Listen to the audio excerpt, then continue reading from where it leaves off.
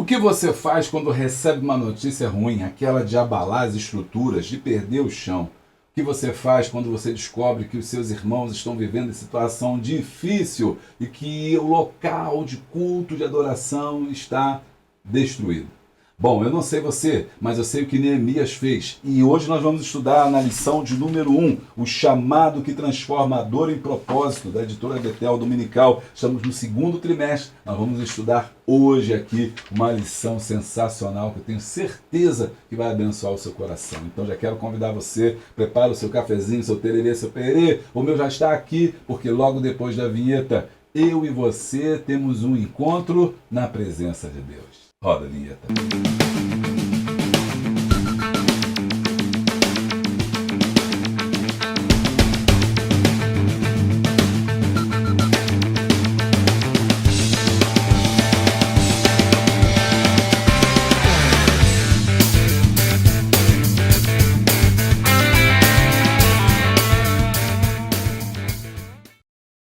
Então, vamos lá, né? Lição 1, chamado que transforma a dor em propósito. Texto áureo, e sucedeu que ouvindo eu estas palavras, assentei-me e chorei e lamentei por alguns dias, e estive jejuando e orando perante o Deus dos céus. Neemias 1:4. Verdade aplicada, devemos ter em mente que dependemos do Senhor e da direção do Espírito Santo no enfrentamento dos diversos desafios que surgem na jornada cristã. Os objetivos da lição são 1. Compreender o contexto no qual Neemias estava inserido. 2. Saber como agir em tempos de adversidades. E 3. Reconhecer que o chamado de Deus não depende das circunstâncias. Nosso texto de referência, já que a gente está estudando o livro de Neemias, Neemias capítulo 1, as palavras de Neemias, do versículo 1 ao versículo 3. As palavras de Neemias, filho de Acalias, e sucedeu no mês de Quisleu, no ano 20º, estando eu em Suzã, a fortaleza, que veio Anani, um de meus irmãos, ele e alguns de Judá, e perguntei-lhes pelos judeus que escaparam e que restaram do cativeiro e acerca de Jerusalém. E disse-me, os restantes que ficaram no cativeiro, lá na província, estão em grande miséria e desprezo, e o muro de Jerusalém fendido, e as suas portas queimadas a fogo. Os hinos são 187, 370 e 578. Vamos falar com Deus. Pai, estamos em Tua presença, te agradecemos, Senhor, por esta oportunidade e desde já, agora, estamos colocados, Senhor, de maneira a poder entender e compreender, ensinar e estudar a Tua palavra. Fale conosco, precisamos ouvir e entender a Sua voz. Dá-nos, ó Deus, capacidade e entendimento através do Teu Espírito Santo, para que possamos, Senhor, de maneira muito clara, Senhor, e muito humilde, compreender, Senhor, os Teus segredos eternos. Faz-nos, Senhor, crescer espiritualmente, pois esse é o nosso intuito. Abençoa cada professor, professora, aquele que está agora, Senhor, assistindo conosco, superintendente, pastor, ou amante da palavra de Deus, Senhor, que Tu possa abençoar a todos nós. E abençoar a cada professor que vai levar essa boa semente, Senhor, na sua escola dominical, abençoando seus alunos, abençoando a sua igreja, assim como todos nós estamos sendo abençoados aqui, em nome de Jesus. Amém. Então nós vamos fazer assim, vamos agora para o nosso raio-x e depois do raio-x, né, nós vamos entrar na nossa lição. Não se esquecendo aí, né, deixar aí o seu comentário, aí é muito importante você deixar aí o seu alô, quando você dá o seu alô, o que acontece? Você manda aí, escreve aí o alô, pastor, manda um alô para minha igreja, para o meu pastor, para os jovens, enfim, né, para mim, para minha classe, eu leio aqui. Isso aí. E aí você vai ter aí esse correio aí da fé, né, para ir na sua classe, no nosso vídeo gravado. Então, você não deixa de comentar. Hoje eu vou ler a lição de número 13, os comentários da lição de número 13 ali, foi a última lição do primeiro trimestre. Então, daqui a pouquinho tem um alô, pastor, manda um alô para mim. Será que tem hoje? Vai tocar o sininho? Porque se alguém deixar também, como você pode fazer aí, ó, clicar nesse cifrãozinho, deixar valeu demais. Quando você faz isso, o que acontece? Tiririm, tiririm. Cada vez que você deixa um valeu demais, né, você está abençoando o canal, com certeza. E aí, quando eu for ler, eu vou falar quantas vezes tocou o sininho. E aí eu vou escrever aqui no nosso quadro interativo, onde você tem todos os nossos esboços, né, da aula que a gente prepara, vou escrever. E depois você vendo o vídeo, você vai ver quantas vezes e vai ter que dizer quantas vezes tocou o sininho. Se tocou 2 vezes, por exemplo, o que você vai fazer? Você vai entrar lá no no 965172154, o canal da bênção, o telefone da bênção, e vai dizer: o sininho tocou 2 vezes, eu quero 50% no curso de professores. Quantas vezes vai tocar hoje? Pois é, então aguarda aí que a gente vai ver. Vamos lá para o nosso quadro, para o nosso raio-x, e a gente já volta. Não esquece aí que na primeira descrição do vídeo você vai encontrar o link para você poder baixar gratuitamente também o esboço. E também tem um link do canal 965172154, se você quiser mais conteúdo, entrar no nosso grupo de Zap, e ali tem uma comunidade e você vai poder então receber todo o conteúdo que a gente produz, entrar no grupo de estudo, entrar no grupo de liderança, de mensagens, tudo gratuito você vai encontrar lá. Tem plano de aula também gratuito, tem questionário também gratuito, produzido pelo canal Boa Semente, tá bom? Bom, vamos ao nosso raio-x. Neemias capítulo 1 introduz-nos a Neemias, um judeu que ocupa uma posição de confiança na corte persa como copeiro do rei Artaxerxes. O capítulo descreve a reação de Neemias ao receber notícias devastadoras sobre a situação precária dos judeus remanescentes em Jerusalém e a condição deplorável da cidade com seus muros derrubados e portas queimadas. Os temas centrais do capítulo são a tristeza e o quebrantamento de Neemias diante da situação, sua oração fervorosa a Deus em confissão e súplica e sua identificação com o pecado do povo de Israel. Sabe qual é o contexto histórico? Bom, o livro de Neemias se situa no período pós-exílio babilônico, quando alguns judeus foram autorizados a retornar à sua terra natal sob a liderança de Zorobabel, Esdras e, posteriormente, Neemias. Neemias era copeiro do rei Artaxerxes I da Pérsia, uma posição de grande responsabilidade que proporcionava a ele a proximidade com o poder. A notícia de Anani traz a Neemias, nos versículos 2 e 3, revela que, apesar do retorno de alguns judeus, Jerusalém ainda se encontrava em ruínas, vulnerável a ataques e em estado de grande desolação. A situação descrita reflete o cumprimento das profecias sobre o exílio como consequência da desobediência do povo de Israel à aliança com Deus. A menção do mês de Quisleu, no versículo 1, que corresponde aproximadamente a novembro, dezembro, indica que Neemias recebeu essas notícias meses após o retorno de alguns judeus, evidenciando que a reconstrução não estava progredindo como esperado. Como que nós podemos interpretar esse texto, capítulo 1? A reação de Neemias à notícia, lá no versículo 4, é um exemplo de como os crentes devem responder ao sofrimento e à necessidade. Sua tristeza, choro, lamento, jejum e oração demonstram uma profunda compaixão e um senso de responsabilidade para com o povo de Deus. Sua oração está no versículo 5 ao 11. É um modelo de como devemos nos aproximar de Deus em tempos de crise. Neemias reconhece a grandeza e a fidelidade de Deus, lá no versículo 5, e confessa os pecados do povo de Deus, versículos 6 e 7. Lembra a Deus de suas promessas, no versículos 8 ao 9, e suplica por misericórdia e direção, 10 e 11. A oração de Neemias demonstra uma compreensão da graça de Deus e da importância da confissão e do arrependimento. E não culpa os outros, mas se identifica com o pecado da nação. A fé de Neemias é demonstrada em sua crença de que Deus pode restaurar o seu povo, mesmo após o exílio. Para os crentes contemporâneos, Neemias primeiro nos ensina a importância da oração fervorosa, da confissão de pecados e da identificação com o sofrimento dos outros. Devemos seguir o exemplo de Neemias, buscando a Deus em tempos de crise, confiando em sua fidelidade para cumprir as suas promessas.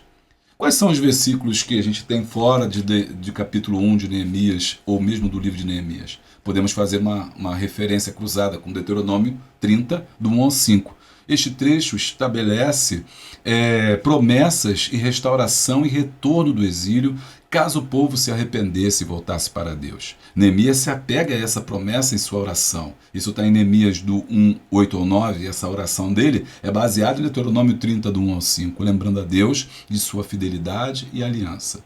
A conexão entre Deuteronômio 30 e Neemias 1 demonstra que a restauração de Israel não era apenas um ato de misericórdia, mas também de cumprimento das promessas de Deus. Agora, um outro texto é Daniel 9, 14, do 4 ao 19. Ali, nós temos a oração de Daniel. Essa oração do capítulo 9 de Daniel é semelhante à oração de Neemias. Ambos os homens confessam os pecados do povo de Israel e suplicam a Deus por misericórdia e restauração. Ambos reconhecem que o exílio foi uma consequência da desobediência à lei de Deus. A semelhança entre as orações de Daniel e Neemias demonstra a importância da confissão e da intercessão na vida do crente. Ambas as orações são exemplos de como devemos nos aproximar de Deus em tempos de crise, reconhecendo nossa pecaminosidade e confiando em sua graça. No próximo bloco agora, a gente vai entrar na revista, dando continuidade, batendo passo a passo e comentando com vocês, com muito conteúdo e com muito subsídio. Fica com a gente. Então, para Neemias, já fizemos o raio-x, vamos agora para Neemias. Bom, nós estamos estudando aqui na introdução, né? Neemias tinha uma posição confortável e respeitável como copeiro do rei, poderia ter permanecido assim sem grandes preocupações. Porém, a notícia do estado lastimável que se encontrava Jerusalém e os judeus que viviam lá mudou a sua vida. Nesta lição, com a história de Neemias, veremos que o chamado de Deus pode surgir em meio a momentos bastante difíceis. Vamos falar ao longo desse trimestre sobre a revista da Escola Dominical que está abordando o tema de Neemias, tá? E a gente vai falar sobre o papel de Neemias, vamos mostrar algumas contradições também importantes que é bom o professor saber e, é claro, né, também aprender bastante com ele, esse homem, essa figura de Deus, essa personagem que nos traz bastante lições. Vamos lá, então, no nosso tema aqui, tópico de número 1, né? No tópico 1. E para a gente ficar aqui no tópico 1, é importante já a gente entender esse livro. Então, nessa primeira lição, eu já vou trazer aqui para vocês um resumo, um esboço aqui do livro, tá? Porque nós estamos baseados no livro de Neemias. Então, você tem que saber o livro de Neemias, conhecer o livro de Neemias. Então, vamos lá. Neemias chora, jejua e ora, tá? Pela situação de Jerusalém. Quando isso acontece? Né? No tópico, na primeira parte, no capítulo 1, ok? No capítulo 1 ali de Neemias, a gente já está, vou botar vermelho aqui, no capítulo 1 de Neemias você tem essa situação. Bom, no capítulo 2, a gente tem um tema ali que é, antes de falar com o rei, Neemias busca a Deus. Nós temos também nesse livro, nós falamos também sobre visão e planejamento. Porque do capítulo 2, do 11 ao 18, Neemias analisa os muros e organiza a reconstrução. Esse livro de Neemias, ele também fala sobre trabalho e unidade, tá? Porque no capítulo 3, ele aborda a construção do muro. No capítulo 4, vai falar da oposição. Oposição para a obra de Deus. Os inimigos zombam, ameaçam, mas o povo continua, tá? Então aqui eu estou dando para você o esboço do livro de Neemias. O capítulo 4 também vai abordar um tema importante, vigiar e trabalhar. Uma mão na obra, outra na espada, tá? Em Neemias 4,17. Esse tema também aborda a justiça social, tá? No meio da obra. Está lá no capítulo 5, a gente vai estudar sobre Neemias confronta a exportação entre o povo. Né? Isso aqui é importante também, a exploração entre o povo. Neemias confronta a exploração entre o povo. Continuando, também no capítulo 6 do livro de Neemias, você tem aí, estou fazendo uma grande obra, Neemias 6,3, foco diante das distrações. Também temos a conclusão da obra, né? Da obra que está sendo feita, que é o muro. Né? O muro é terminado em 52 dias, tá? Em Neemias 6,15. Vamos falar também nesse livro se fala sobre a restauração espiritual. Neemias 8, grande texto Neemias 8, né? Que quando Neemias e Esdras colocam o povo de pé e começam a fazer a leitura do Deuteronômio, e o povo começa a chorar. E aí quando ele começa a chorar, eles falam assim, olha, não choreis nem plantieis, porque a alegria do Senhor é a nossa força. Renovação e aliança, Neemias capítulo 9 ao versículo 10. E a reforma contínua, Neemias capítulo de número 13. E aí termina, né, o livro de Neemias. Nós, aqui na IBD, nós não vamos estudar necessariamente todos esses capítulos. As divisões são um pouco diferentes. Se você não assistiu, assiste o vídeo que a gente gravou já apresentando a revista da editora Betel Dominical, onde eu mostro ali capítulo por capítulo. Hoje nós estamos baseados nesse capítulo, capítulo 1, um coração sensível à crise, que é o momento aí da introdução do livro, uma grande introdução, um grande chamamento aí à liderança. 1.1. A situação do povo. Vamos lá. O relato bíblico não deixa dúvidas sobre a situação dramática dos judeus remanescentes que estavam em Jerusalém, vivendo em grande miséria e desprezo.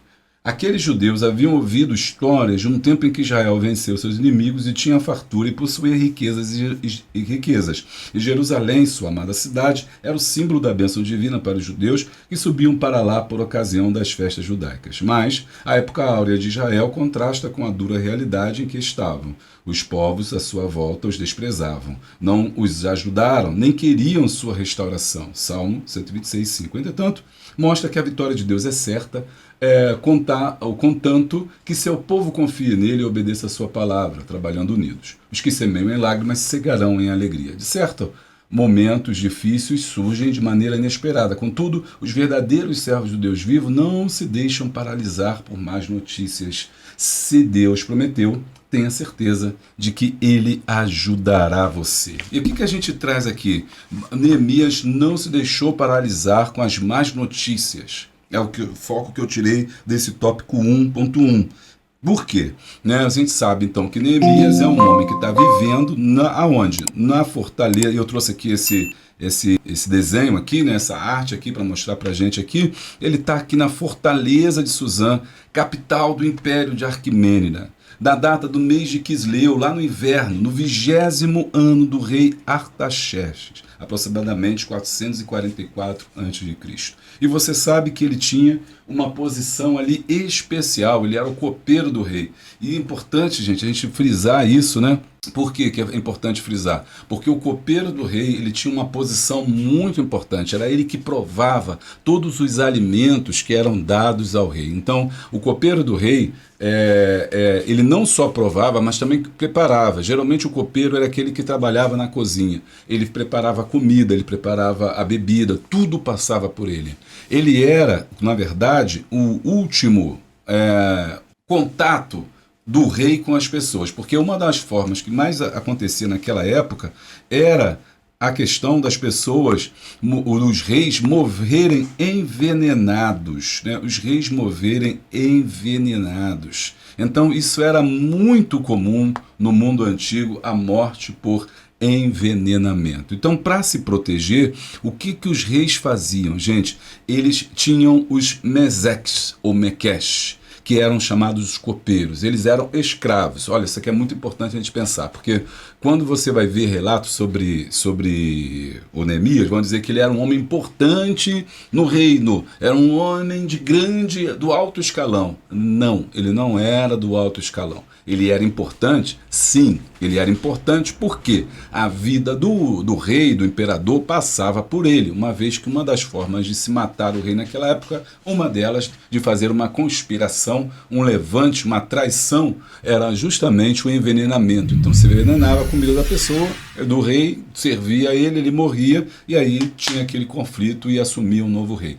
Então ele era importante porque a comida do rei passava por ali, a vida do rei, de certa forma, ou do imperador, estava nas suas mãos. Mas isso não quer dizer que ele era o cargo mais importante. Por exemplo, existia o vice-rei, existiam os demais príncipes, que eram muito mais importantes que o copeiro, existiam os governadores locais, existiam quem? O guarda da real, eles eram muito mais, em grau hierárquico, muito mais importantes que Neemias. Isso é importante a gente falar, porque criou-se esse mito de dizer que ele era o mais importante, era um cargo importante. Era um cargo importante, mas não era aquele mais essencial, mais visto. Pelo contrário, se ele errasse ou se o rei passasse mal, até passasse mal, tivesse mal-estar, comeu, tivesse mal-estar, quem morria primeiro era o copeiro. Se o rei acabasse de almoçar ou jantar e tivesse um mal-estar, uma coisa, uma tonteira, uma diarreia, quem morria primeiro não era o guarda, não era os governantes locais, nem os príncipes, príncipes, era ele.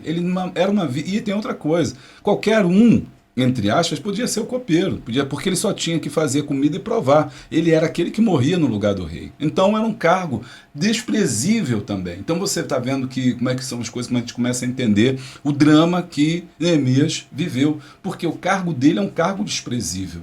O fato dele não comer quando ele recebe a notícia pode ser interpretado como uma afronta. Ele ficar triste na presença do rei pode ser interpretado como uma insatisfação e ele pode morrer naquele momento. Por isso que aí você começa a entender a importância, né, e o contexto correto. Então, olha só, nessa imagem aqui você vê que ele é o rei Artaxerxes, ele é o centro da unidade, tá? E ele tinha uma blindagem, né, que era passada pelos sátrapas, que tinha uma blindagem política, que eram seus funcionários, né, aqueles que eram administradores, os sátrapas, administradores que ficavam em volta, ficavam na corte, e depois ele tinha a defesa externa, que era o exército, que ficava ao lado, né, sempre no palácio, nas portas, enfim, guardando. Mas tinha alguém que tinha acesso ao rei, e ele não era nem um sátrapa e nem era o comandante do exército. Era quem? Era o Mequesh, era um copeiro, um homem simples que tinha ali o acesso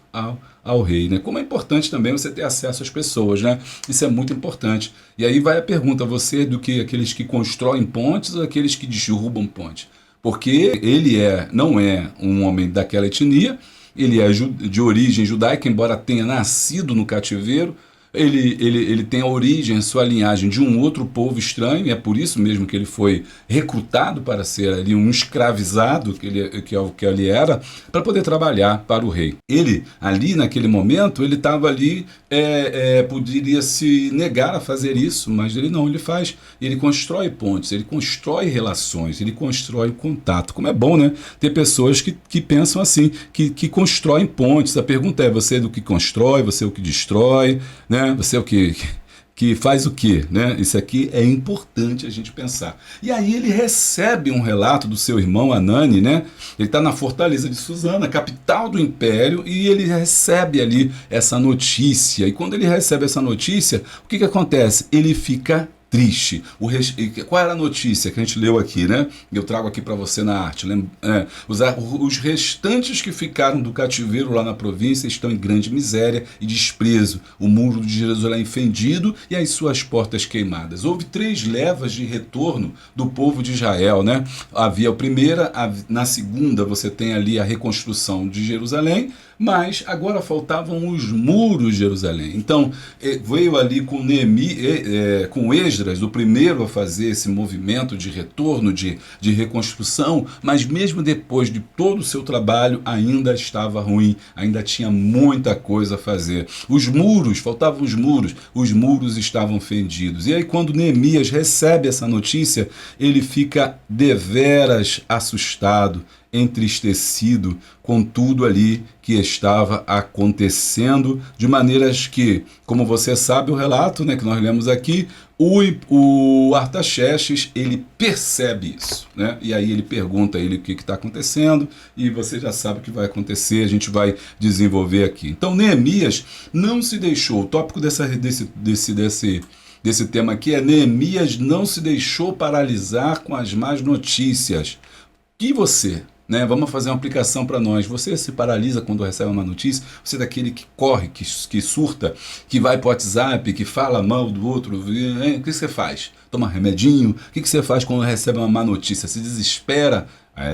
Mas olha só o que a Bíblia fala sobre isso, ó. Sobre receber aí, ó, as más notícias, né? O que a gente deve fazer? Como é que a gente deve se comportar diante aí, ó, das más notícias que recebemos, né? Primeiro, não temer diante dos maus relatórios. Salmo 112, versículo 7. Não temerás maus rumores, o seu coração está firme, confiando no Senhor, né? Primeiro ponto, não não desmerecer os maus rumores. E hoje as notícias vêm ruim, vem rápido, né? Antigamente as notícias, por exemplo, tinha uma coisa ruim no teu trabalho, demorava até o dia seguinte para você saber. Tinha uma notícia ruim no teu trabalho, você saía na sexta-feira, só ia ficar sabendo na segunda. Agora não, agora automaticamente, né? Quase que em tempo real, acontece qualquer problema, você já fica sabendo. Acontece um problema na família, você já fica sabendo. Acontece um problema no trabalho, o seu chefe já te manda um zap, você já está sabendo. Então, as coisas acontecem assim. E essas más notícias, os maus rumores estão aí. Mas o que a gente faz? O salmista não. O salmista ficou com o seu coração firme. Depois, o que ele vai fazer, gente? Ele vai levar tudo ao Senhor em oração. Aqui, Filipenses 4,6 diz: não andeis ansiosos por coisa alguma, antes em tudo sejam conhecidas diante de Deus as vossas petições. Então leve a Deus as más notícias, os maus rumores que você receber. E 3, permaneça, depois que você receber, permaneça firme e constante. 1 Coríntios 15:58. Portanto, meus irmãos, não sede firmes e constantes, sempre abundantes em quem? Na obra do Senhor. Tá gostando aí, ó? Essa lição vai ser tremenda, hein? Essa lição vai ser tremenda. E 4, confiar em Deus no controle. Romanos 8:28. Sabemos que todas as coisas contribuem juntamente para o bem daqueles que amam a Deus e são chamados para o seu decreto. Olha que importante nós estamos aprendendo aqui. É isso que Neemias fez. Neemias, e aí o que eu estou fazendo aqui, gente, com vocês? Eu estou cotejando aqui o texto da revista com a Bíblia, para você ter subsídios para você comentar, para você não ficar toda a vida falando lá, Neemias recebeu uma notícia, mas ele não se deixou bater, ele foi e pediu ao imperador para reconstruir os muros de Jerusalém. Ele vai ficar falando meia hora a mesma coisa? Você tem que ter subsídio, irmão. Vem para cá que você vai ter muito no canal Boa Semente. 1.2, a situação de Jerusalém. Hanani, que é o que a gente leu agora aqui, revelou a Neemias, alguns dizem que era irmão de fato, tá? E outros dizem que era parente, mas a gente vai confiar que foi, eu acredito que tenha sido irmão mesmo. É a triste condição da cidade, o muro de Jerusalém fendido e suas portas queimadas a fogo. Jerusalém não era apenas a capital de Israel, mas o centro político e religioso onde os judeus, inclusive das regiões distantes, se reuniam por ocasião das festas judaicas. A Neemias, Jerusalém não era apenas capital, ela era um lugar importante, isso se dava ao povo de Deus unidade e identidade. Você sabe que a história de Jerusalém está ligada aí a Davi, que Davi que vai reconstruir, vai tomar a cidade dos jebuseus e vai construir, vai mudar a capital política e religiosa da nação de Israel para agora Jerusalém. Então, e a partir dali, cada vez mais, Jerusalém vai ganhar importância político-religiosa. Isso é muito importante lembrar. Então, era um local importante. Inclusive, até os dias de hoje, Jerusalém é um local importante e, curiosamente, está hoje dividido em 3 grandes religiões, né? Os muçulmanos, os cristãos e os judeus. Tá ali 3 religiões cravadas ali. O cristão representado pelo catolicismo, os muçulmanos, né, ser representados ali, né, pelo Islã, e o judaísmo representado ali pelos judeus. E é claro que também há algumas igrejas evangélicas também que se unem ali dentro do cristianismo, de maneira que elas estão divididas até hoje. Esse confronto não é um confronto novo, é um confronto antigo. Jerusalém, como a gente está vendo aqui, já é local de disputa. E por que é um local de disputa? Porque ali é o centro nevrálgico espiritual do mundo, né? No caso onde Jesus seria julgado, como ele vai dizer aqui, Jesus seria sentenciado à morte, né? Jesus reapareceria também. Bom, no livro de Salmos temos Cânticos dos Degraus, Salmos 120 e 34, que possivelmente eram cânticos entoados pelos judeus que vinham de longe, subindo para Jerusalém para participar das festas anuais, como a Páscoa e a Festa dos Tabernáculos. Até estrangeiros e gentios seguiam para Jerusalém para buscar a Deus. A restauração de Jerusalém, que é interessante frisar uma coisa, uma diferença dessa Jerusalém para a Jerusalém de hoje, é que era Jerusalém de antigamente era uma Jerusalém aberta. Os judeus ali recebiam pessoas de todas as nações. Ao longo do processo político-econômico da humanidade, ela vai se fechar cada vez mais, de maneiras que hoje ela está dividida e em guerra, e não aceita nenhum tipo outro, ou, por exemplo, outra religião entrar ali dentro. Pelo contrário, as 3 religiões estão digladiando para ver quem é verdadeiro dono de Jerusalém. Até estrangeiros gentios estavam lá presentes, né, naquela época. E é importante por quê? Porque Jesus morreu e ressuscitou lá, e de onde a sua segunda vinda governará o mundo. Então, a importância de Jerusalém na Bíblia. Então, vou trazer aqui para vocês aqui a importância, vamos estudar um pouquinho, se aprofundar nesse tema e verificar a importância de Jerusalém na Bíblia. Bom, número 1, né? Ele é lugar escolhido por Deus, né? É um lugar escolhido por Deus. Referência, 2 Crônicas 6,6. Escolhi Jerusalém para que ali estivesse o meu nome. Lembrando também que foi ali que Salomão, filho de Davi, orou. E o Senhor falou que os seus ouvidos estariam atentos à oração daquele lugar. Então Deus escolheu aquele local. E ele vai se transformar num centro de adoração. Salmo 122,1. Alegrei-me quando me disseram, vamos à casa do Senhor. O templo estava lá, ok? O templo estava lá. Número 3, por que Jerusalém é importante? Era um palco dos grandes atos redentivos, ou seja, da redenção da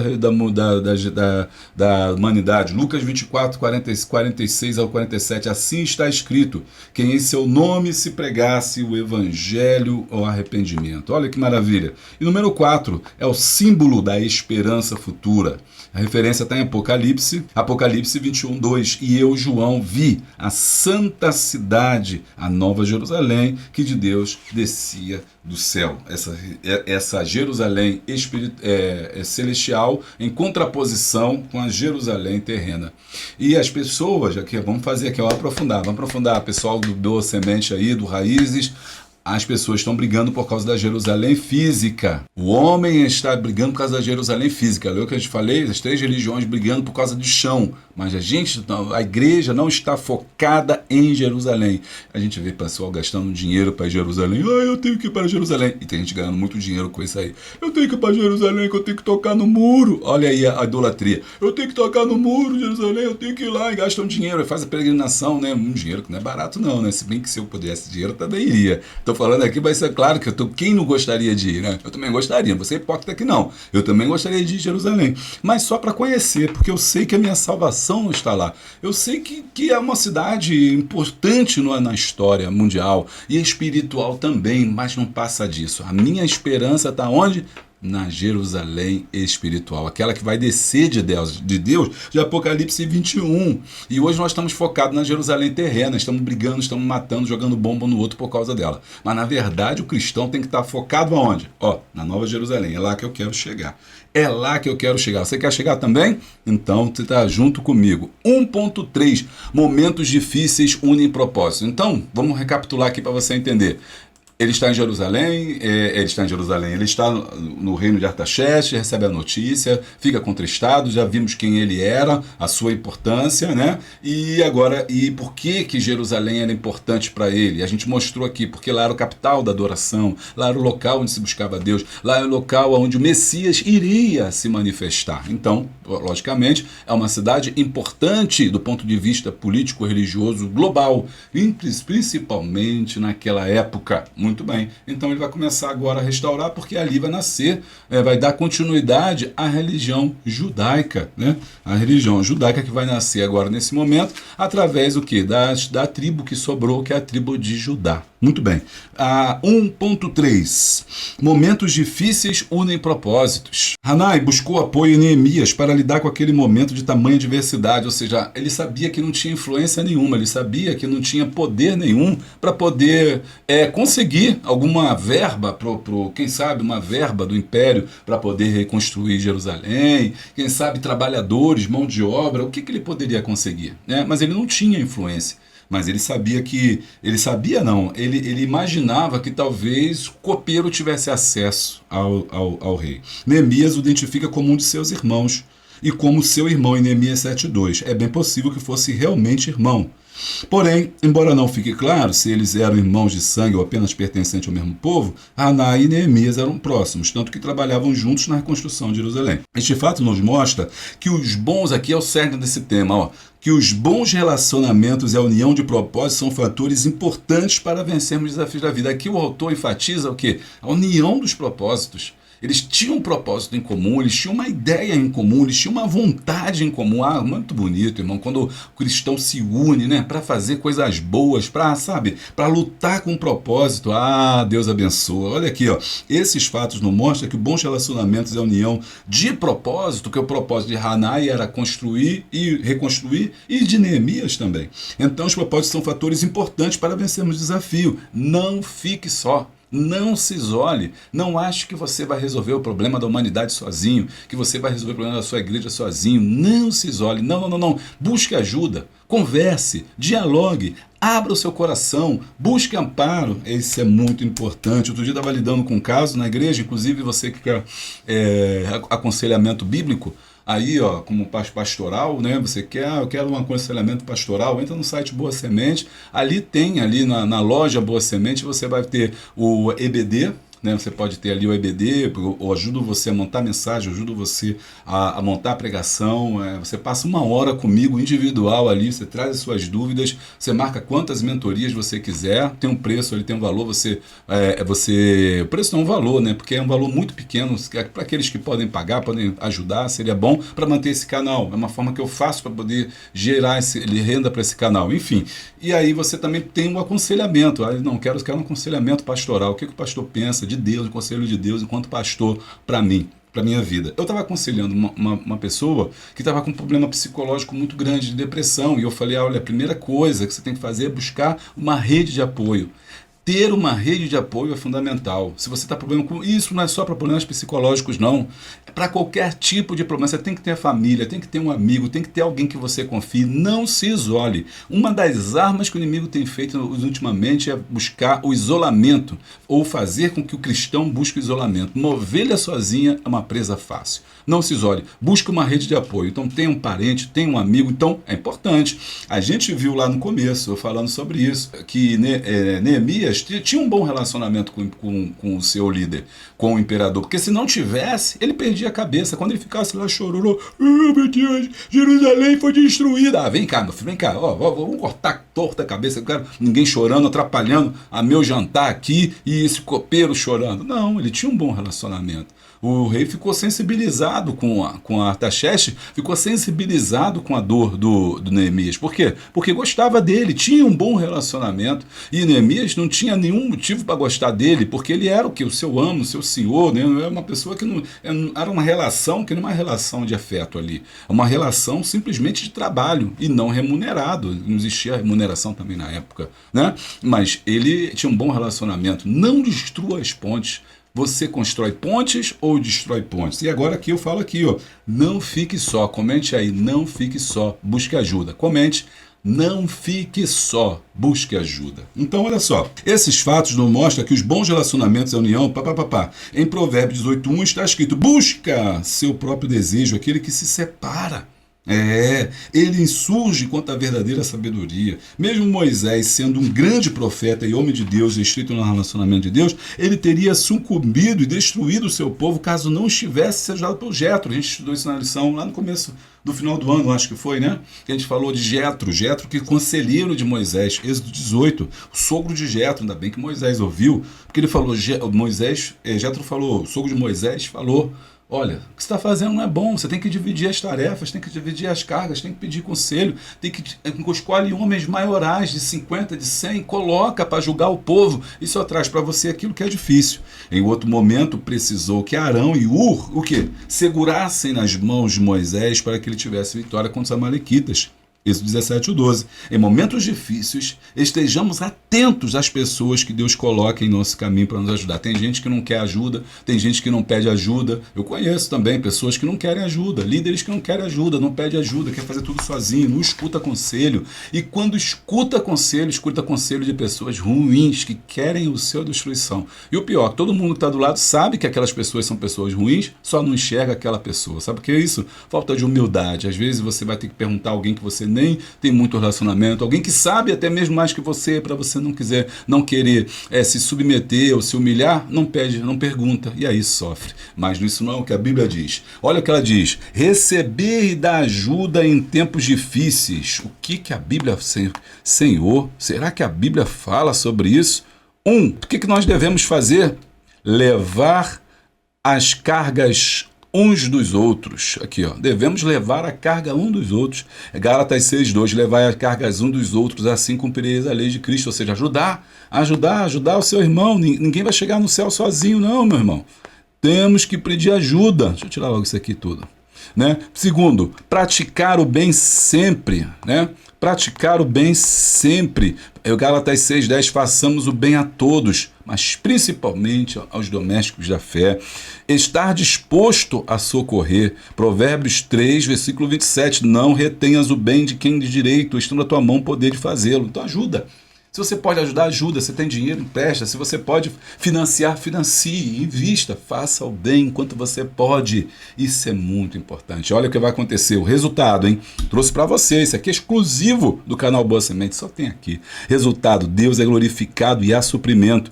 2 Coríntios 9:12. Porque a administração desse serviço não só supre as necessidades dos santos, mas também faz transbordar, Paulo falando. Aleluia. Muitas ações de graças a Deus. Olha, então é importante pedir ajuda. Esse foi o tópico 1.3, tópico maravilhoso. Ele recebeu ajuda, uniu, né?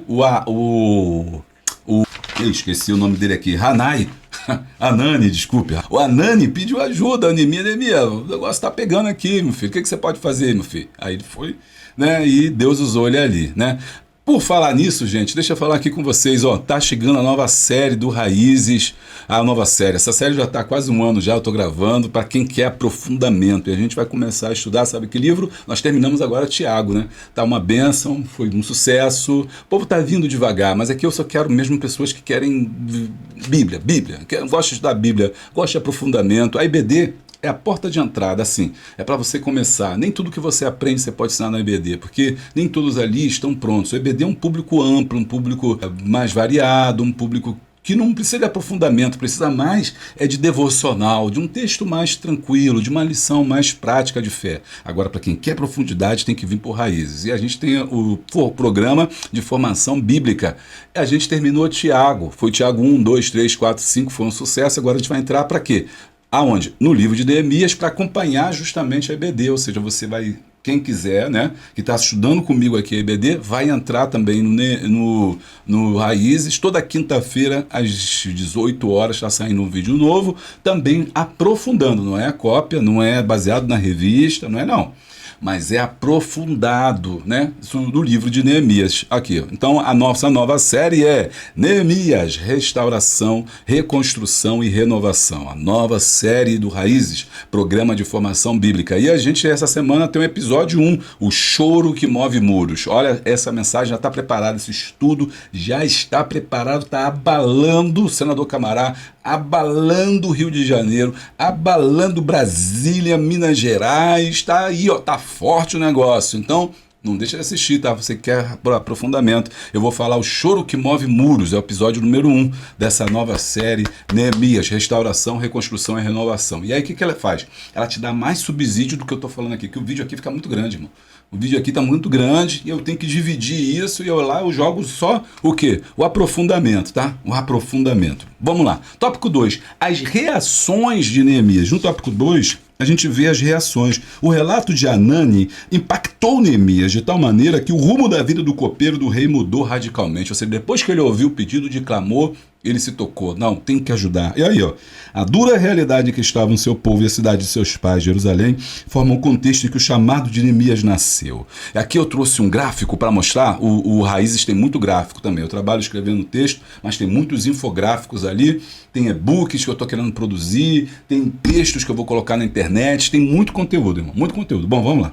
Então aqui, ó, olha só, geografia não limita o chamado, é o que eu chamo esse tópico 2 aqui. Por quê? Eles estavam em Suzã, lá no palácio. Sabe qual era a distância?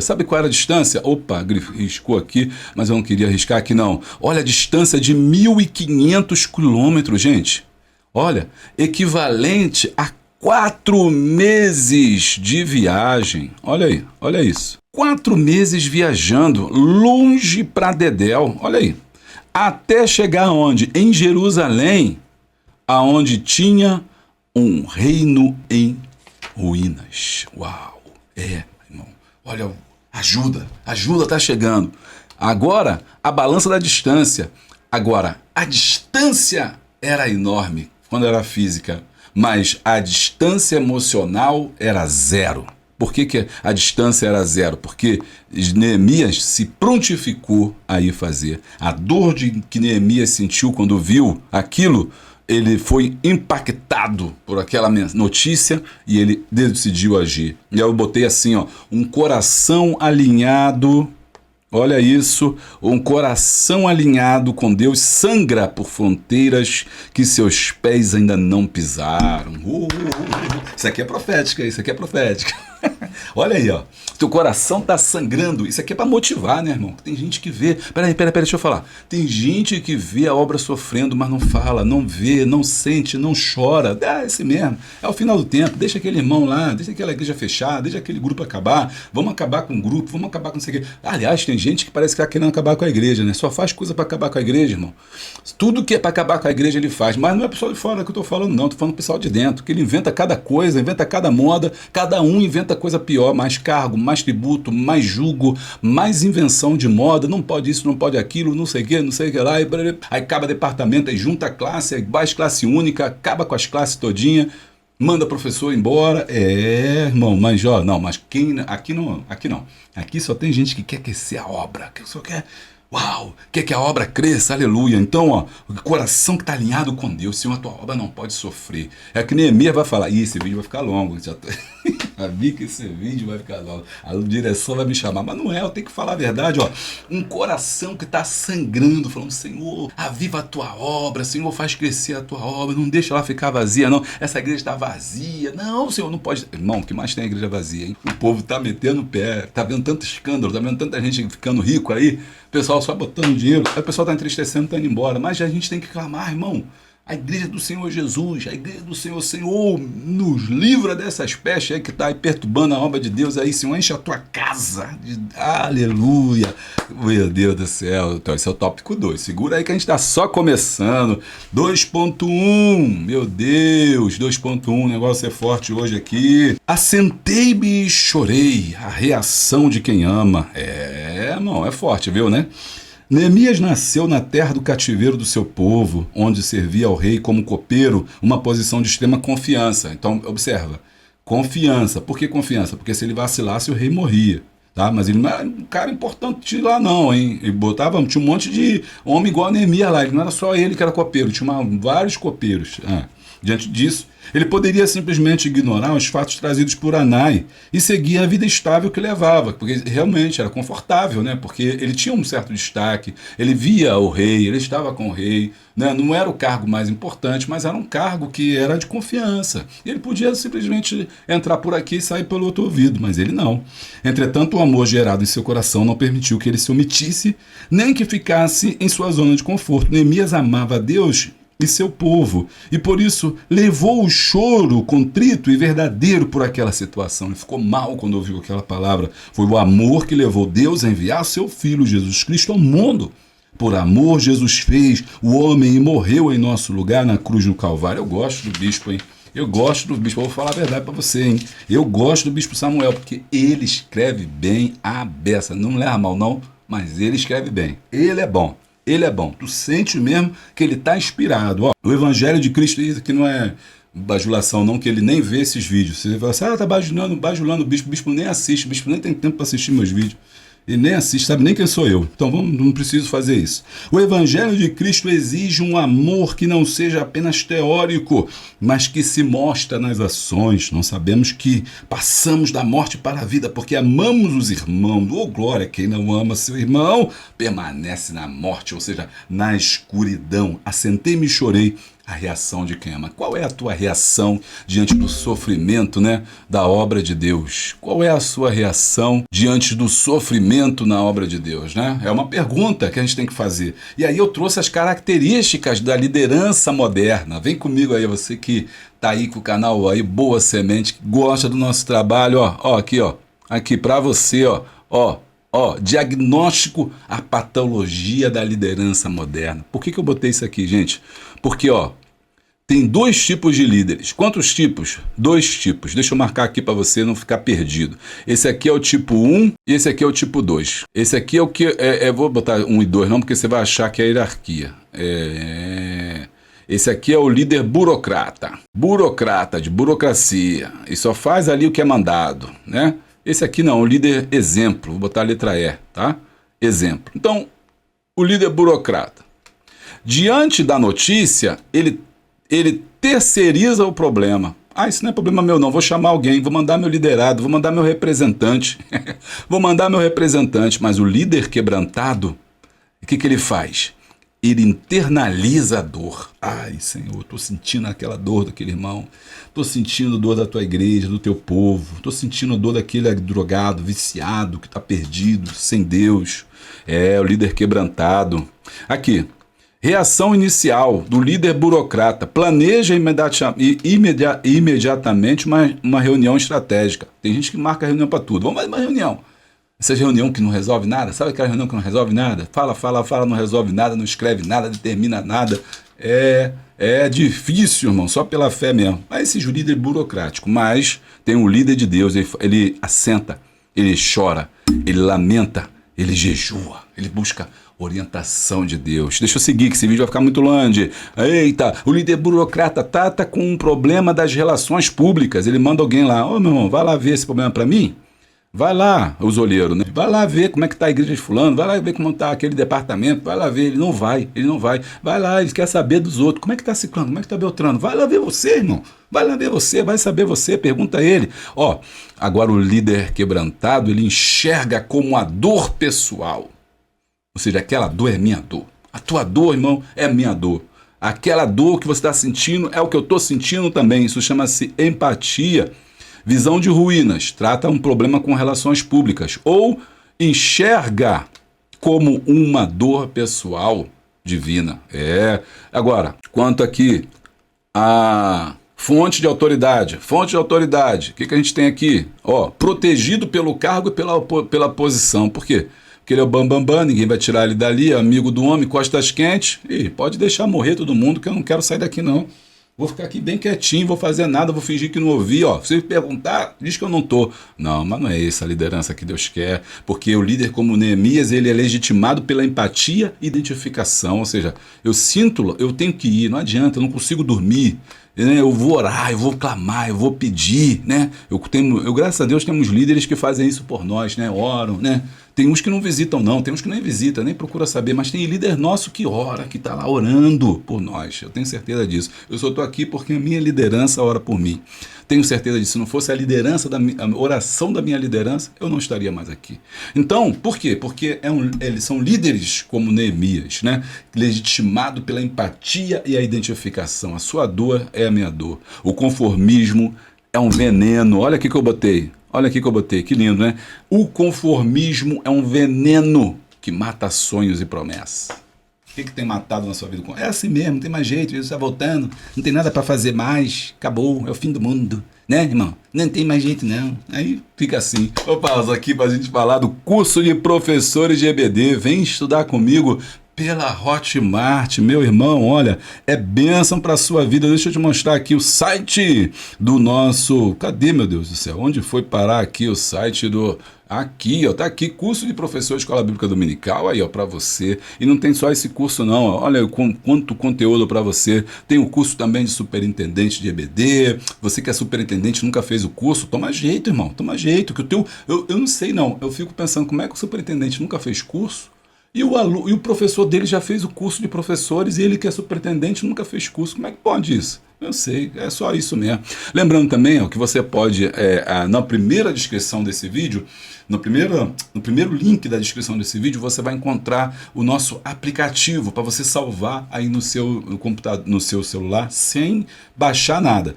É o app Boa Semente, tá? www.boasemente.org, você está vendo aqui o nosso site. Aqui você tem, ó, a última lição de EBD, você tem o vídeo do Raízes, você vai conhecer mais do meu trabalho e mais, você vai poder baixar os recursos. Você vai baixar aqui, ó. É só você clicar que vai acontecer, sabe o quê? Você vai baixar gratuitamente, tá? Gratuitamente, você vai clicar ali, pum, e vai baixar os seus recursos para você poder dar a sua aula de EBD. Tá gostando? Deixa o like aí e dá o glória aí. Então isso aí no nosso app Boa Semente, site Boa Semente, entra lá, tá? Que vai ser bênção para a sua vida. É o primeiro link que tá lá. Essa aqui é a nossa lojinha que tá mostrando para você o afeto, nosso livro, a mentoria, ó. É só você clicar aqui e agendar agora. Aconselhamento pastoral, clica ali e agenda agora, tá? Nossos livros estão aqui para você ficar aí sabendo. E olha, acorda aí, não quero ninguém dormindo na minha aula não, hein? Vamos voltar aqui, senão o povo dorme. O povo dorme quando... 2.2, pastor Júlio. Lamentei por alguns dias a reação de quem não se conforma. Eita, o negócio tá forte hoje. Depois de chorar, Neemias se recusou a aceitar como definitivo aquele quadro terrível que chegou ao seu conhecimento, embora não tivesse recursos financeiros nem influência política para fazer alguma coisa pelo seu povo. Neemias não ficou indiferente. O conformismo é um veneno. Ah, tu viu, né? O conformismo é o veneno que mata sonhos e promessas. Jael ficou 40 dias no vale de Elã sem ter quem enfrentasse Golias. Todos estavam conformados com a aparente impossibilidade. É assim mesmo, o gigante vai nos matar, de vencer o inimigo. Então, inconformado com a situação, o jovem Davi se apresenta, vence o gigante. Onde o conformismo se estabelece e domina, não há espaço para mudança. Nossa, isso aqui também dá outra aula. O inconformismo de Neemias se expressou em oração, sendo fundamentado também na palavra de Deus sobre a possibilidade de restauração do seu povo. Irmão, não se conforme com a derrota do povo de Deus, não. Não se conforme com o mal. Não se conforme. Exemplos de conformismo na Bíblia. Olha aí, será que tem na Bíblia alguém que se conformou? Aí é bom você trazer isso aí também para a classe, para mostrar que tem gente que se conforma. Vamos ver. Israel se conformou com a escravidão no Egito. Olha aqui, Êxodo 14, 11 e 12. Não havia sepulcros no Egito? Melhor nos fora servir aos egípcios que morremos no deserto. O povo murmurador ficou reclamando lá de Moisés, estava conformado com a escravidão. Tem gente que está conformado com uma coisa ruim. Povo se conformou com os ídolos. Referência a Juízes 2, 11 e 12. Então fizeram os filhos de Israel o que era mau aos olhos do Senhor e serviram aos Baalins, né? Que eram aqueles deuses que eram colocados ali, eram aquelas imagens lá de Baal, né? Os Baalins eram pequenos e colocados nos bosques, que eram adorados pelos caldeus, e os filhos Israel também estava se deixando levar pelo mesmo caminho. 3. Pilatos também se conformou. Pilatos se conformou com a pressão da multidão. Então Pilatos, querendo satisfazer a multidão, soltou a Barrabás e lavou as suas mãos. Você está lavando as mãos aí, eu não posso fazer nada, eu não sou ninguém, eu não vou fazer diferença. Bom, resultado. Resultado é o seguinte, ó. Resultado, o que acontece? Qual é o resultado? Resultado. Romanos 12, 2. E não vos conformeis com este mundo, mas transformai-vos pela renovação do vosso entendimento. Então não se conforme, irmão. Minha classe está ruim. Não, fica firme. Vambora, vai dar certo. Não se conforma, professor. Não se conforme, superintendente. Outro dia eu vi um grupo falando assim, não, as classes são vazias mesmo, porque ninguém quer mais saber de EBD. Ninguém quer mais saber de EBD, a minha classe está vazia, a culpa é do povo. O povo não quer mais Bíblia. Não, irmão, a culpa não é do povo, não. A culpa é do professor que não busca, que não estuda, que não ensina, que não perde o seu tempo aí igual você está perdendo. Aí de madrugada assistindo o vídeo tem um outro professor que não quer nada. Não é assim não. Vai lá nas igrejas onde se ama a palavra, onde se busca, onde se zela, se está vazio. A EBD, vai lá ver se está vazio. Então não se conforme. Então fala, Senhor, aqui está vazio, mas lá não está. Por que lá não está? Se aqui é o mesmo Deus que está lá, então se Deus está lá e está cheio, eu quero também o povo aqui. Começa a clamar que Deus vai responder. Glória! Vamos lá. Tá bom, a beça. 2 ponto o quê? 2 ponto o quê, irmão? Me ajuda aí. 2.3. 2.3, isso aqui é para saber se você está dormindo, tá ligado. Outro dia meu irmão falou assim, pastor, são 4h30 da manhã aqui em São Paulo. Tô assistindo o vídeo, Deus abençoe, minha irmã. Serva de Deus, Deus abençoe. É assim, irmão, inconformada. Porque eu sei que o pessoal tá na correria, trabalhando aí dia a dia, não dá para assistir vídeo de 2 horas de duração, irmão. Você tem que fazer o Raízes, que não cabe não. Aí o povo não aguenta. Mas aí os esforçados, 300 de Gideão, assistem. 3.3. Estive jejuando e orando perante Deus dos céus, a reação de quem acredita na promessa. Forte. Como vimos, Neemias não tinha recurso financeiro nem influência política. Viu que eu falei lá no começo? Ele não era um cara bam, bam, bam. Ele não era dono de banco, não. Não tinha recursos financeiros nem influência política para ajudar o seu povo. Mesmo assim, ele não se entregou à tristeza. Porque ele não ficou lá chorando. Ai, não dá certo o resto da vida, não. Morge! Não, em vez disso, jejuou e orou, recorrendo àquele que é capaz de resolver a situação, o Deus de Israel, que ouviu o clamor do seu povo. Longe está o Senhor dos ímpios, mas escutará o coração A oração dos justos. Nosso Senhor ensinou sobre a prática do jejum, da oração. Eu tenho um manual sobre jejum, um livro sobre jejum, hein? Você que vendeu muito pela Hotmart aí, ó. Você que quer saber o que é jejum? Não é pra gente falar, não. Tem um vídeo sobre isso e tem aqui embaixo tem um link. Aí você clica ali, tem uma planilha cheia de e-book lá. Você vai lá e estuda, tem muita coisa para você. Nosso Senhor ensinou sobre a prática do jejum. Ele também deixou claro que há determinadas caixas de demônios que não pode ser vencida sem oração e jejum. Muito bem, foi assim que a igreja em Antioquia recebeu a ordem do Espírito Santo para separar Barnabé e Saulo para a obra missionária. É nessa mesma atmosfera espiritual os enviaram. Então, jejuando e orando e pondo a mão sobre eles, os despediram. Atos 13, 3. O que a gente tem de estudo aqui? A batalha é invisível. Eita, o que eu trouxe para você? Um comentário disso aqui, ó. Recusa a passividade. Neemias não tinha recursos financeiros próprios nem influência política direta para reconstruir uma cidade a 1.500 quilômetros, mas ele não ficou no conformismo. Então, irmão, não se conforme, igreja do Senhor. Não se conforme. Dobra o teu joelho no chão. Essa igreja vai crescer, esse templo vai crescer, essa classe vai crescer. Em nome de Jesus, não vai ficar assim, os muros da igreja não vão ficar destruídos, não, Satanás, vai ficar cheio. Qual é a arma que ele vai usar? Fofoca, mentira, injúria? Não. O jejum como arma. Estive jejuando e orando perante o Deus dos céus. Como Deus precisa de crente que esteja orando e jejuando na presença do Eterno. Como Deus precisa de crente que esteja orando e jejuando na presença do Senhor. Estive jejuando. A oração não é para convencer a Deus, mas para alinhar, sincronizar com a vontade dele. Seja feita a tua vontade. Eu falei muitos dias sobre isso no vídeo. A frequência do céu. Tem um vídeo aqui no canal do YouTube falando da frequência do céu. Eu discuti ali o seguinte, que o céu tem uma frequência, meu irmão. O céu tem uma frequência e a gente tem que estar sincronizado com ele, ok? Eu tenho que vibrar na mesma frequência do céu, ou seja, eu quero o que Deus quer, eu faço o que Deus fala, eu sigo o que Deus fala, o que Deus quer para minha vida, então eu estou conectado com ele.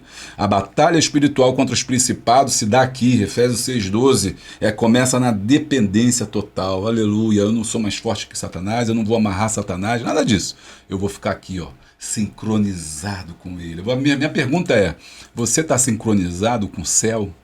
Essa é a minha pergunta. Você está sincronizado com o altar de Deus? Porque se você estiver sincronizado, meu irmão, prepara, o milagre vai acontecer. E você que está preocupado aí, ó, falando, meu Deus do céu, quanto conteúdo, quanta bênção, é só você ser apoiador, filho. Seja apoiador que você vai receber tudo isso. 965172154. Todos os textos que eu mostro aqui, você recebe aí, ó. Você que é apoiador. Mas pastor, eu sou membro do canal, eu não sei onde tá as coisas. Tá aqui, filho. Entra aqui, ó, lá no meu no canal Boa Semente, aí, membro, só tem vídeo, tá? Apoiador tem outro conteúdo que é por dedo escrito. Então, o membro tem lá, aqui, ó, o nome deles aqui aparece logo aqui e tem os vídeos que é só para eles, tá? Deixa lá, vai lá, é bênção. O membro é pelo canal Boa Semente. Eu louvo a Deus que sem eles, esse canal já tinha também, que eles nos ajudam muito, irmão. Eles contribuindo, nos ajuda muito. E os apoiadores também me ajudam muito. E é assim que a gente vai. Um ao outro ajudou e ao seu companheiro disse, esforça-te. 2.3. Não, 2.3 já foi, né? Agora é o 3. 3. Irmão, o negócio é bom, hein? Glória a Deus, estou sentindo a presença do Senhor. Deus prometeu restaurar o seu povo. Deus havia revelado ao profeta Jeremias a queda de Jerusalém e o cativeiro de Israel na Babilônia, por causa da insistência do povo em viver na prática do pecado. A gente já sabe, né? Sabe que Deus usou Jeremias para repreender o povo não quis mudança, resultado, Babilônia deu um sacode em Jerusalém lá, levou todo mundo cativo. Ele também revelou ao profeta que o cativeiro duraria 70 anos, ou seja, isso não ia ser para sempre. Mas Deus iria trazer o povo do cativeiro daí a 70 anos. Depois disso, traria seu povo de volta à sua terra.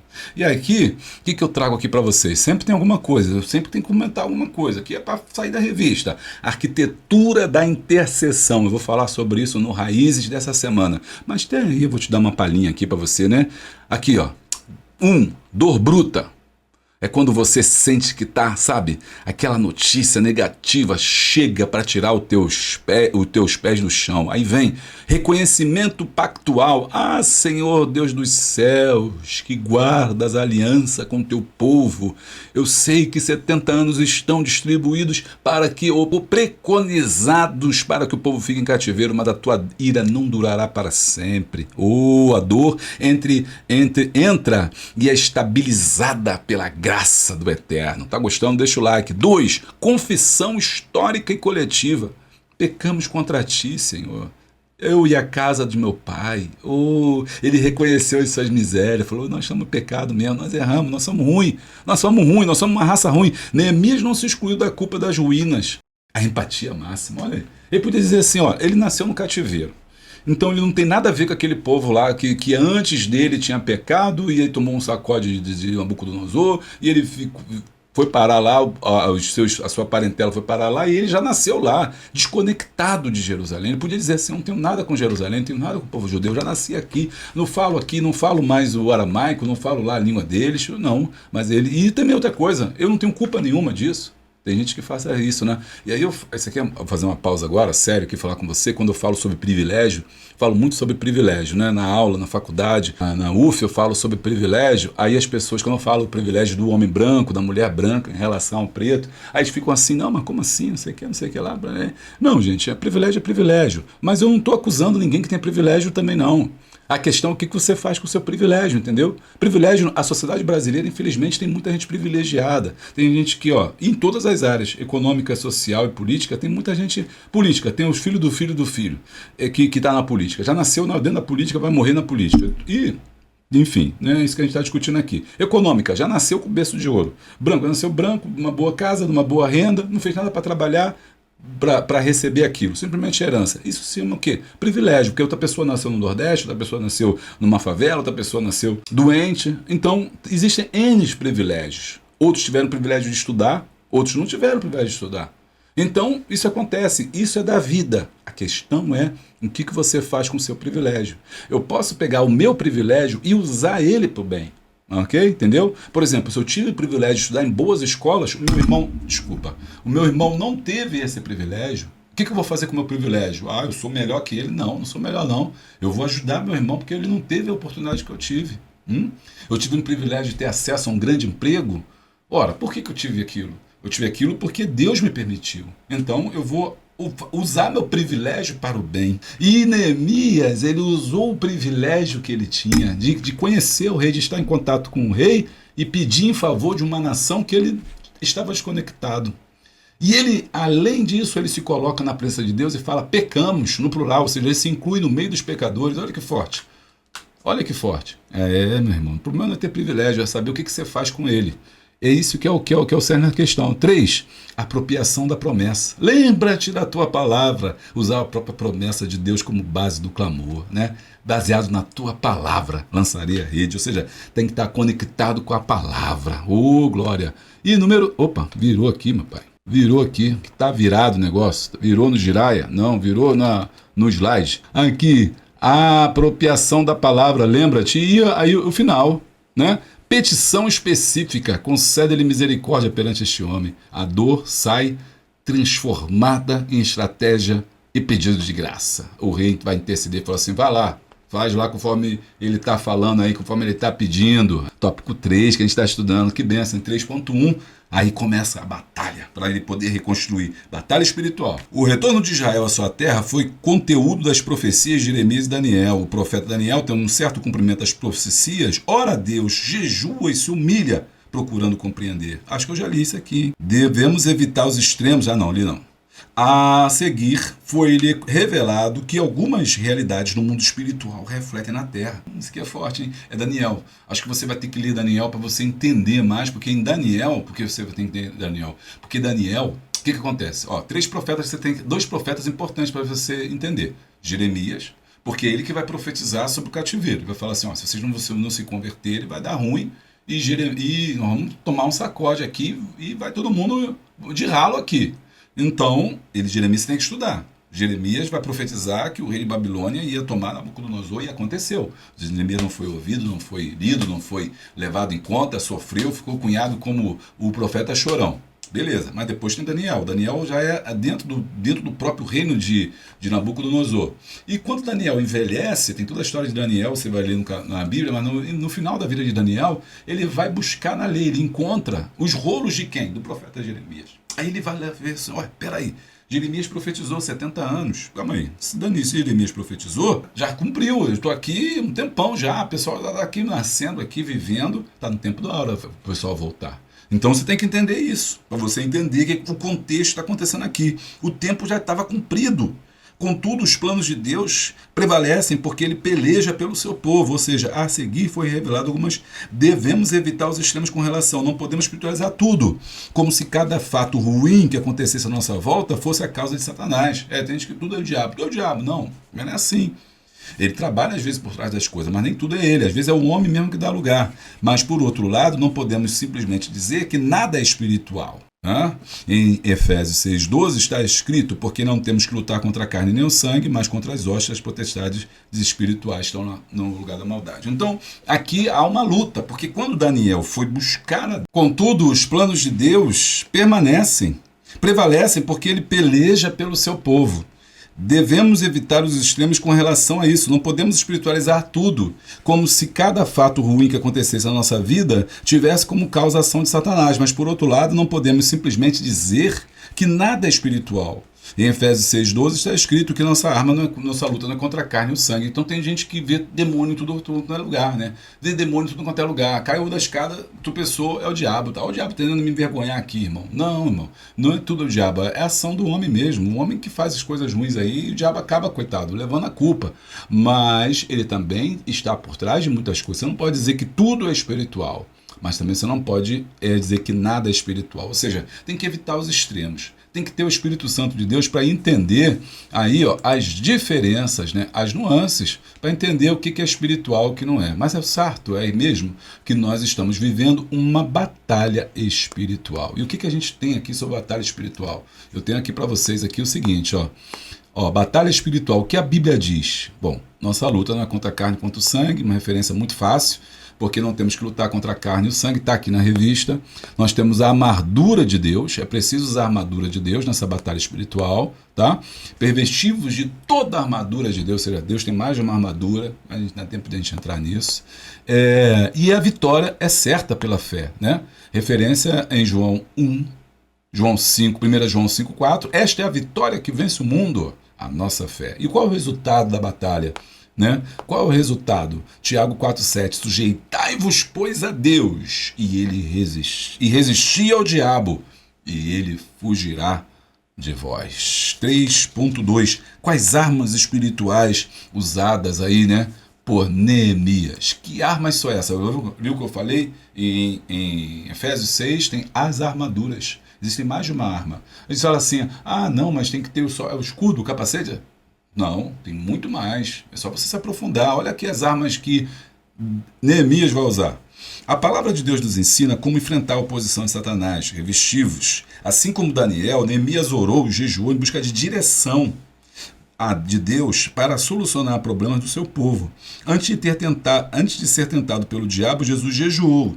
Assim aprendemos que ainda hoje precisamos cultivar a disciplina e práticas espirituais como a oração e o jejum, principalmente nos enfrentamentos, desafios de batalhas que surgem ao longo da minha caminhada. O inimigo faz de tudo para que estejamos ocupados demais para buscar a Deus. Então, olha só, muita gente não quer fazer isso, mas tem que buscar, tem que orar, tem que jejuar antes de tentar resolver os problemas. Então, eu botei aqui, antes de erguer um único bloco de pedra em Jerusalém, Neemias precisou desconstruir a si mesmo. Ou seja, ele foi orar, buscar, jejuar. Senhor, faz a tua obra, não deixa ela ficar assim. Buscou a direção de Deus. Porque ele sabia que aquele era um momento difícil, ia ser complicado. Só Deus mesmo para lhe dar vitória. Deus vai lhe dar vitória. Então, isso é importante a gente entender. As armas espirituais elas por Neemias, oração e jejum. Sem isso, não dá.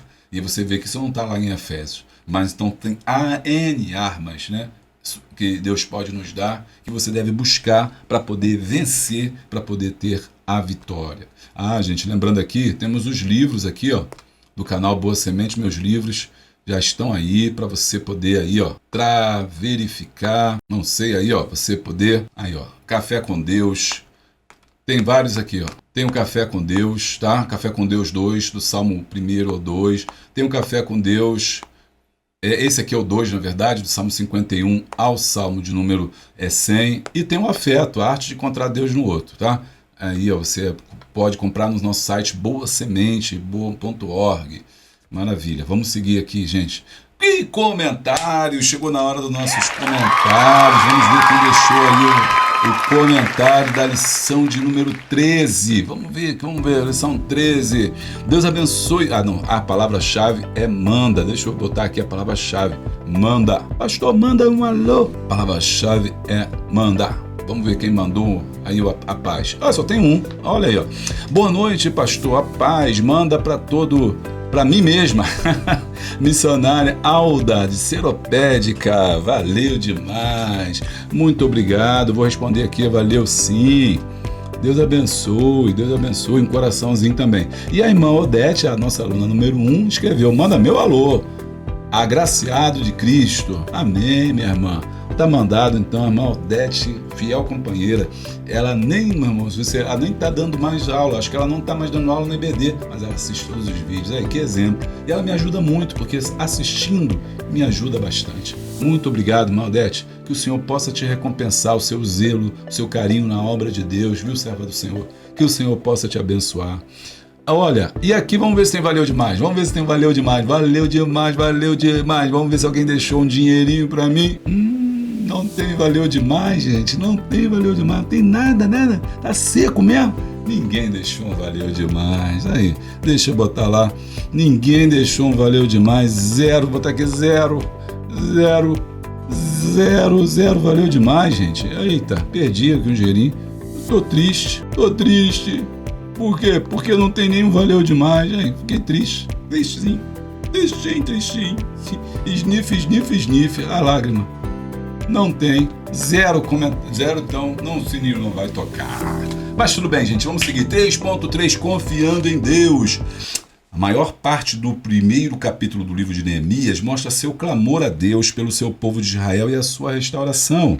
Neemias estava triste, sofrendo, mas ele não... Igual a mim que não ganhou restauração, sofrendo, mas deixou de ser dominado pela dor. Não deixou ser dominado pela dor. Muitas orações ao longo da história foram feitas no silêncio e no secreto. Não sabemos o que Jesus orou ao Pai enquanto seus discípulos lutavam no mar da Galileia para não morrerem na tempestade. Nem o que Daniel falou com Deus enquanto os leões cercavam na cova onde passou a noite. Deus sempre decidiu que a oração de Neemias pela restauração do seu povo fosse registrada. A lição para nós é de elevada importância. Assim como Neemias, não podemos esmorecer, antes devemos buscar a Deus e confiar que é para Ele.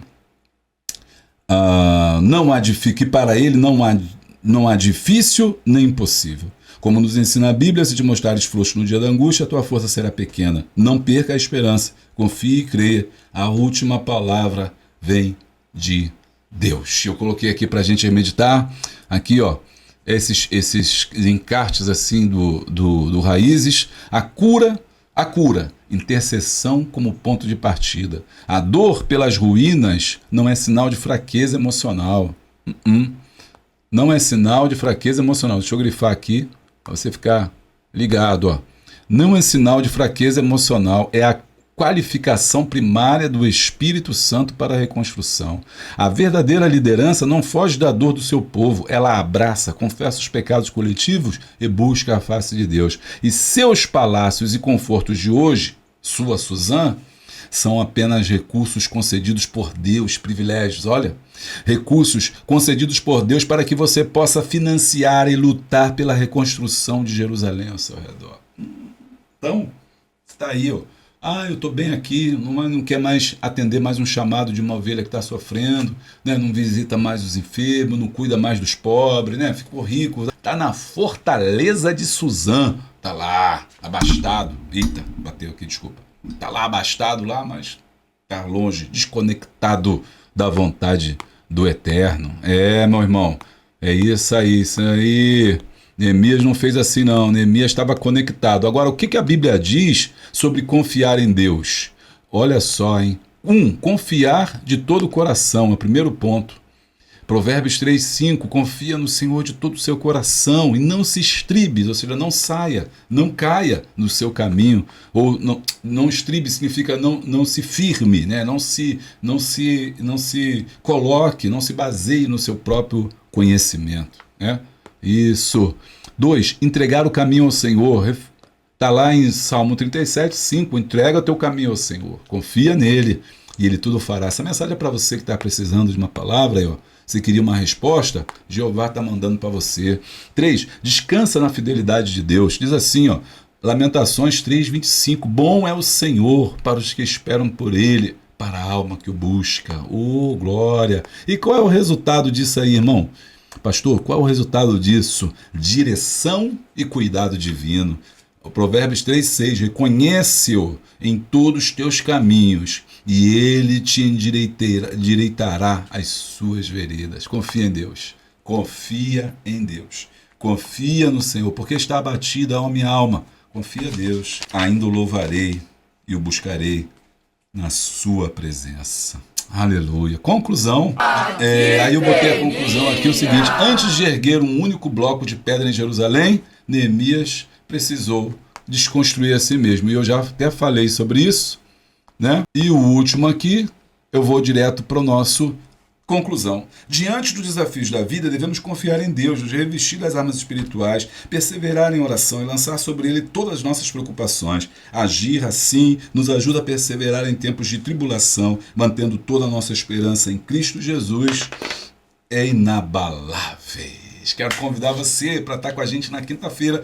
Toda quinta-feira estamos estudando raízes, estamos estudando, aprofundando. Você viu que tem muita coisa. Não dá para a gente falar tudo numa aula e nem dá para você falar tudo também na sua aula de 45 minutos, na sua EBD. Mas se você quer mais, vem comigo para o Raízes. Essa semana a gente estuda o choro que move muros, o diagnóstico de uma liderança anestesiada e a arquitetura da intercessão de Neemias. Vou ensinar segredos incríveis no capítulo 1. Não é tempo da gente ler, mas são segredos que eu quero compartilhar contigo em nome de Jesus. Amém? Bem, eu vou ficando por aqui. Não se esquece, se inscreve no nosso canal, deixa o like, dá o glória, clica no sininho, em todas as atualizações. Assim, sempre tiver uma coisa boa, você vai ser avisado. Um beijo grande.